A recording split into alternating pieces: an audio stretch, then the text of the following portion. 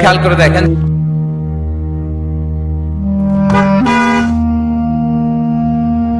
এই দারোয়ানের বাচ্চা, এই স্যার এখানে দাঁড়ায় আছে, তুই এখানে নামাজ পড়তেছিস? সর। এই শালা, এই কথা বলে কি তোর কানে যায় না নাকি? সর বলছি। এখানে দাঁড়িয়ে নামাজ পড়ছিস, স্যার এখানে বসে আছে, স্যারের লেট হয়ে যাচ্ছে। শালা, আজকে তোকে মেরে ফেলবো। স্যার এখানে ওয়েট করতেছে আর তুই এখানে দাঁড়ায় নামাজ পড়তেছিস। নামাজ বন্ধ কর, দিলাম কিন্তু। কিরে, কথা তোর কানে যায় না? একদম মাথা বরাবর বাড়ি দিব। আরে এ তো আমার কোনো কথাই শুনতেছে না। স্যারের ওখানে লেট হয়ে যেতেছে। আমার চাকরি তো খাবি খাবি, তোর চাকরিও যাবে দেখিস। আরে ড্রাইভার, কি হয়েছে, কি করছো? স্যার ওই একটু স্যার, আমি দেখছি স্যার, একটু বসেন। এই নামাজ কি তোর বড় হয়ে গেছে? স্যার এখানে দাঁড়ায় আছে, তোর চাকরি তো খাবি, আমার চাকরিও খাবি। একদম বন্ধ কর। কিরে, কথা কি তোর কানে যায় না? দেখ, আমার মাথা কিন্তু একদম গরম করিস না। গাড়ি কিন্তু তোর উপর দিয়ে চালাই দেবো আমি। স্যার ওখানে ওয়েট করতেছে, স্যার কি তোর কাছে কোনো মূল্য নাই? দেখ, বাড়ি দিয়ে তোর মাথা একদম আউট করে দিব। শোন, গেট আমি খুলতেছি, গেট খোলার পরে যদি না সরিস, গাড়ি তোর উপর দিয়ে চালাই দিব আমি। এই রাজু, এই তোমার স্যার ডাকছে, এদিকে আসো। ম্যাডাম আসছি, গেটটা একটু খুলে আসি।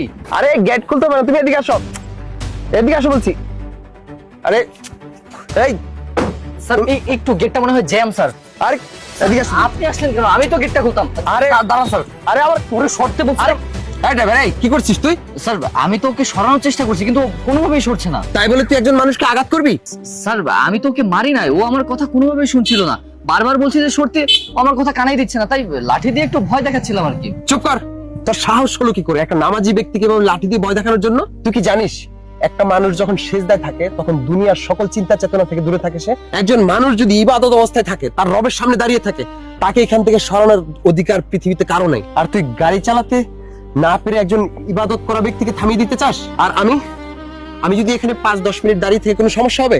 5-10 মিনিট কেন, যদি 5 দিন, 5 বছর, 40 বছরও দাঁড়ায় থাকি, তারপরও নামাজি ব্যক্তির সামনে দিয়ে যাওয়া নিষেধ করেছে নবী সাল্লাল্লাহু আলাইহি ওয়াসাল্লাম।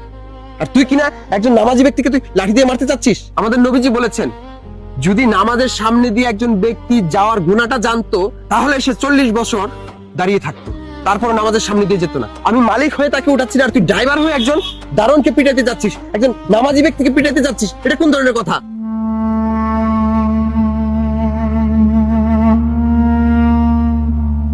সাহেব, আমি বুঝতে পারিনি,